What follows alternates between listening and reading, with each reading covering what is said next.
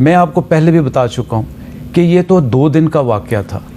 खुदा न खास्ता ये बढ़ता तो हम 110 जहाज़ों का, वो भी रात को 12:15 साढ़े 12 बजे, ये भी ज़हन में रखिएगा, दिन को नहीं।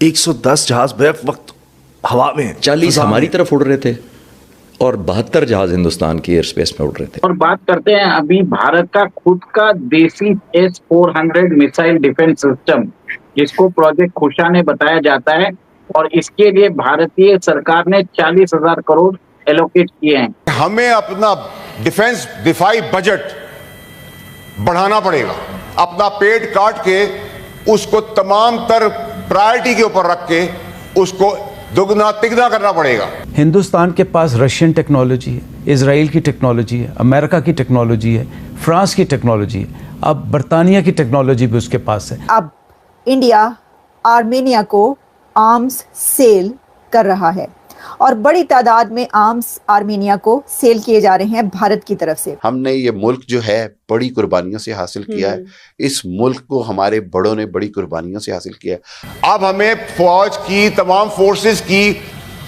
तनख्वाहों को डबल करना पड़ेगा, इंसेंटिव्स बढ़ाने पड़ेंगे, अपने शाही खर्चे रोकने पड़ेंगे, डेवलपमेंट प्लान्स रोकने पड़ेंगे। और इंडिया ने अब पिनाका और आकाश मिसाइल ये सेल किए हैं आर्मेनिया को। अब ख्वाजा आसिफ साहब ने जहां वो डर्टी वर्क की बात कर दी कि we are doing it for 30 years, कसम से ये बात किसी और अंदाज में की जा सकती। इसमें हमने डर्टी वर्क नहीं किया, इसमें अमेरिका का डर्टी वर्क है, हमने तो किया ही नहीं। इस समय के इंतजार के बाद फाइनली DRDO ने भारत का पहला स्वदेशी S-400 यानी कुशा एयर डिफेंस सिस्टम बनाकर रेडी कर लिया है। हम सबको ये पता है कि भारत पाकिस्तान तनाव के बीच दुश्मनों के वार का S-400 एयर डिफेंस सिस्टम ने मुंहतोड़ जवाब दिया था। भारतीय वायुसेना के लिए रूस का यह डिफेंस सिस्टम भारत की आंख साबित हुआ था, मगर अब जल्द ही देश के पास खुद का अपना S-400 होगा। दरअसल भारत ने इसका स्वदेशी विकल्प ढूंढ लिया है, जिसका नाम प्रोजेक्ट कुश है। इसे बनाने की बड़ी जिम्मेदारी देश की प्रमुख कंपनी भारत इलेक्ट्रॉनिक्स लिमिटेड को मिल सकती है। इसमें वो DRDO के साथ मिलकर काम करेगी। माना जा रहा है कि ये देसी एयर डिफेंस सिस्टम रूस के S-400 से ज्यादा घातक होगा, जिसका सामना पाक या दूसरे मुल्कों को करना भारी पड़ेगा। आने वाला समय भारत के लिए एक नया चैलेंज लेकर आएगा, क्योंकि अब भारत के सामने सिर्फ पाकिस्तान ही नहीं बल्कि चीन और बांग्लादेश भी खड़ा हो चुका है। ऐसे में भारत के लिए अपने डिफेंस को और मजबूत बनाना बहुत ज्यादा आवश्यक है। इसी टॉपिक पर चलिए आगे हम इस वीडियो को देखते हैं। चैनल को सब्सक्राइब करना न भूलें। जय हिंद।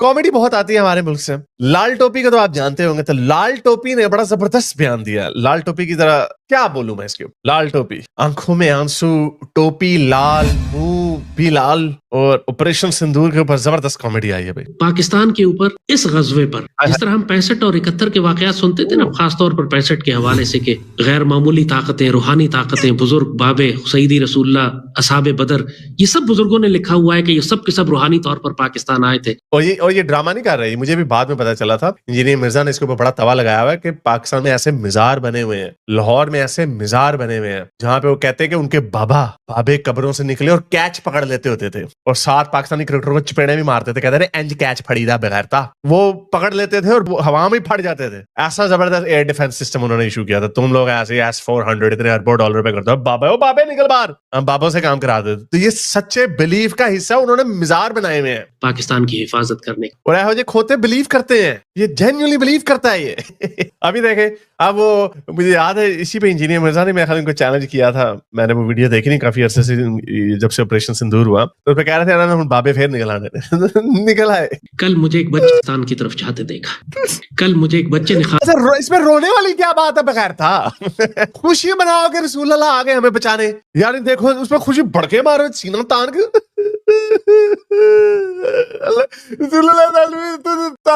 बिस्कुट छुटो तो दी। भेजा अपना बच्चा नहीं, बड़ी उम्र का जो नौजवान है, कोई वजह नहीं है कि वो झूठ बोले। सईदी रसूलुल्लाह अगर ख्वाब में तशरीफ लाते हैं तो ख्वाब में ही तशरीफ लाते हैं, सच्चे हैं आप।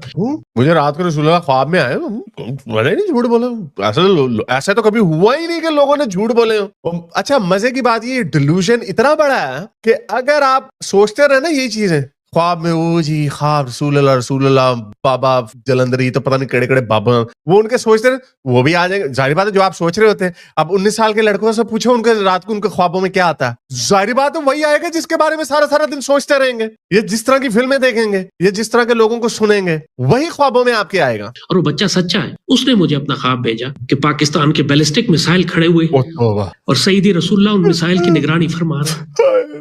चौकीदारी रसूलुल्लाह को चौकीदार बोल दिया ऐसे बेशर्म। अब मुझे बताओ, इसीलिए तो ये गज़वा हिंद है पाकिस्तान।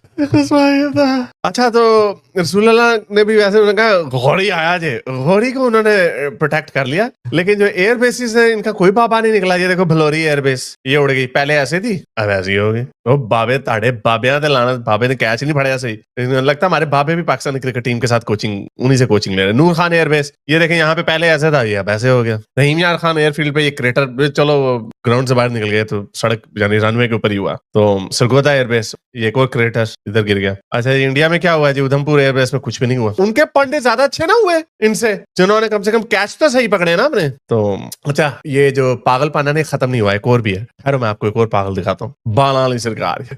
ये इस तरह की हरकतें होंगी। पहले मैं समझता था ये सिर्फ जो बाबे बूबे ये जो मजहबी लोग हैं, यही डिल्यूजन का शिकार है। हमारे जो थिंक टैंक वाले लोग हैं, जो पढ़े लिखे लोग हैं, उनको अक्ल है, उनको समझ है। लेकिन ये जो हुआ ना ऑपरेशन सिंदूर, इसके बाद मुझे यकीन हो गया कि ये सारे के सारे पागल हैं, मैस डिल्यूजन का शिकार है, अपने आप से झूठ बोल रहे हैं। अभी भारत का खुद का देसी S-400 मिसाइल डिफेंस सिस्टम, जिसको